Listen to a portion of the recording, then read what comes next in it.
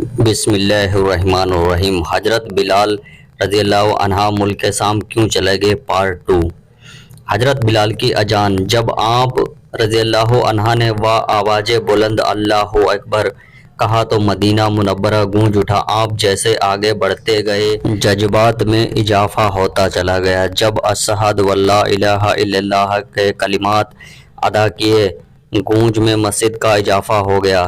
اشہد ان محمد رسول اللہ کے کلمات پڑھے تو تمام لوگ حتیٰ کہ پردہ نشین خواتین بھی اپنے گھروں سے باہر نکل آئیں، گریہ جاری کی۔ عجیب عالم تھا۔ لوگوں نے کہا کہ رسول خدا صلی اللہ علیہ وسلم تشریف لے گئے۔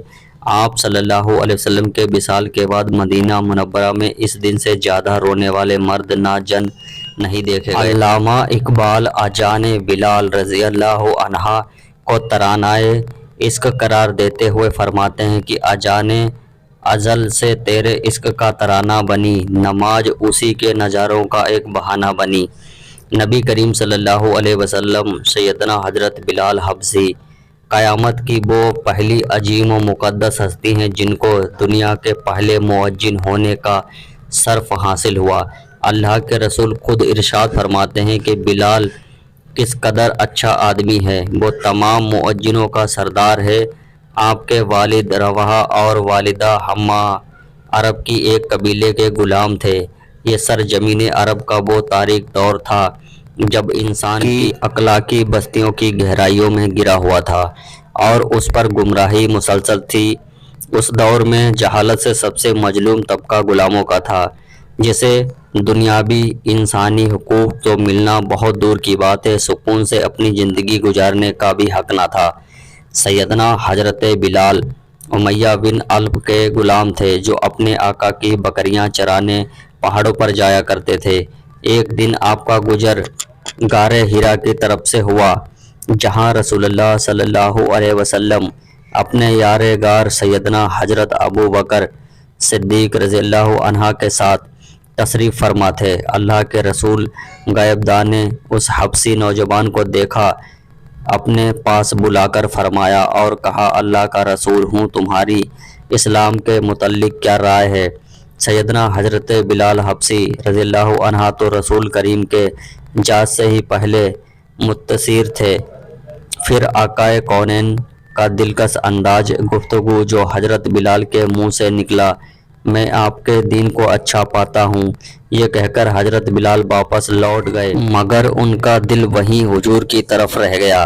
دوسرے دن پھر بکریوں کو وہیں لے کر پہنچے۔ نبی کریم صلی اللہ علیہ وسلم کی اور زیادہ باتیں سنی تو دل کو اور بھی بے قرار ہو گیا۔ جو سچائی آپ کے قلب پر اسلام کی صورت سے پہلے کی بصیرت کرتی تھی، وہ دین اسلام کی صورت میں سامنے آ گئی، اور آپ نے اسلام کی پکار پر لبیک کہتے ہوئے کلمہ پڑھا، شہادت پڑھا، حضور کی غلامی کی سند حاصل فرمائی۔ آپ مرید ہو کر اسلام کی دولت سے مالا مال ہو گئے۔ اس وقت سیدنا حضرت بلال کی عمر مبارک 28 برس تھی۔ جب آپ ان پہلے 7 خوش نصیب میں سے ہیں جن کے لیے اسلام نے اپنے دروازے کھول دیے تھے۔ اسلام کا اولین دور تھا۔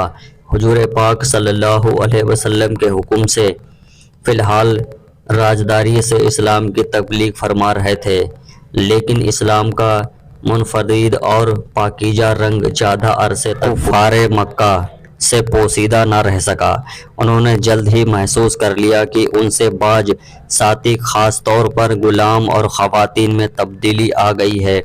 امیہ بن خلف کو جلدی سے خبر مل گئی تھی، اس کا غلام بلال نبی کریم حضور صلی اللہ علیہ وسلم کا غلام بن گیا ہے، اس کا شمار آپ کے ساتھیوں میں ہوتا ہے۔ اس جرم کی باساحت میں امیہ نے سیدنا حضرت بلال حبشی پر ظلم اور ستم کے پہاڑ گرانا شروع کر دیے۔ ہرا بھی زمین اپنی گرمی کی وجہ سے محسوس تھی، جو دھوپ کے تابع رہے گرم ہو جاتی تھی۔ امیہ حضرت بلال کو تانبے کی زمین پر لیٹاتا اور آپ کے سینے پر بھاری پتھر رکھ کر اور آپ کو دہکتے ہوئے انگاروں پر لٹا دیتا۔ آپ کے بدن کی چربی پگھل پگھل کر انگاریں بجھا رہی تھی، مگر آپ نے زبان مبارک سے آہت کے سوا کچھ نہ نکلتا۔ امیہ آپ کو کہتا، ابھی بھی تو محمد صلی اللہ علیہ وسلم کے خدا سے باز آ جا۔ لیکن اسلام اور سرکار کی محبت ان کے سینے سے دنیا کی کوئی بھی سخت سے سخت ختم نہیں کر سکتی تھی۔ آپ کے سینے میں اس کے رسول کی حقیقی سما گئی تھی روشنی تھی۔ آپ آج کے حبیب خدا تھے، دنیا کی ان ماروں سے کہاں دیار اور چھوڑتے۔ حضرت عمرو بن عاص رضی اللہ عنہ فرماتے ہیں کہ میں نے حضرت بلال کو اس حالت میں دیکھا کہ امیہ نے ان کو ایسی تپتی ہوئی زمین پر لٹا رکھا تھا جس پر اگر گوشت بھی رکھ دیا جائے تو وہ بھی جل جاتا، لیکن اس حالت میں بھی حضرت بلال اللہ کے سوا کسی دوسرے معبود کا انکار ہی کرتے رہے۔ امیہ کے سیت میں آ کر ان کے گلے میں رسی ڈال دی اور انہیں مکے کے شریر لڑکوں کے حوالے کر دیا۔